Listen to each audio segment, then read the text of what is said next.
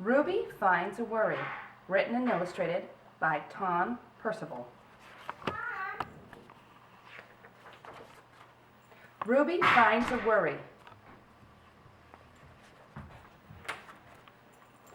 Ruby loved being Ruby. She loved to swing up high. And look at her face. How does she feel? Oh, and she loved to explore wild, faraway places.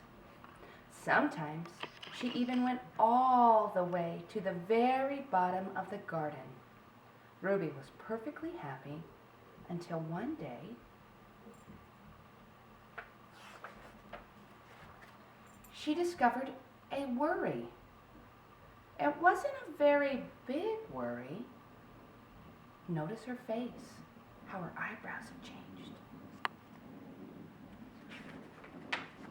In fact, that worry, well, it was so small that at first Ruby hardly noticed it. But then the worry started to grow. Each day it got a little bit bigger. Take a look at her eyebrows and look at the worry's eyebrows. Have you ever felt worried before? That worry, well, it just wouldn't leave her alone. It was there at breakfast, staring at her over the cereal box. And it was still there at night when she brushed her teeth. What is Ruby thinking about? She's thinking about what she's looking at. She's thinking about that worry. The funny thing was that no one else could see Ruby's worry, not even her teacher. So Ruby pretended she couldn't see it either. What's happening to the size of the worry? What's happening to Ruby's face? She tried to carry on as if everything was normal, but it just wasn't. The worry was always there, stopping her from doing the things that she loved.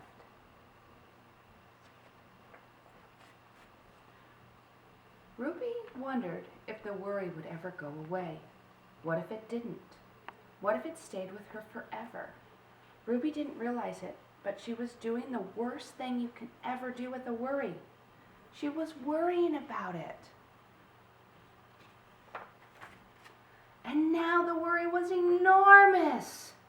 It could barely fit in the kitchen at dinner time. It filled up half the school bus.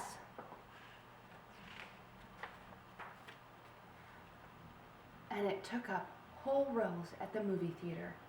The worry became the only thing that Ruby could think about, and it seemed like she would never feel happy again.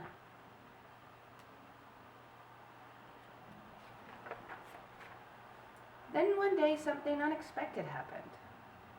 Ruby noticed a boy sitting alone at the park. He looked how she felt, sad.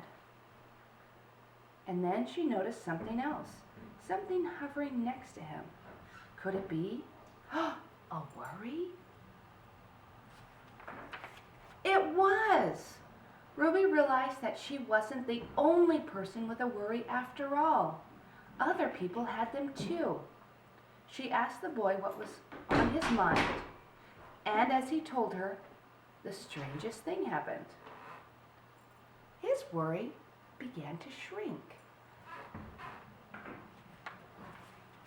Then Ruby did the best thing you can ever do for a worry.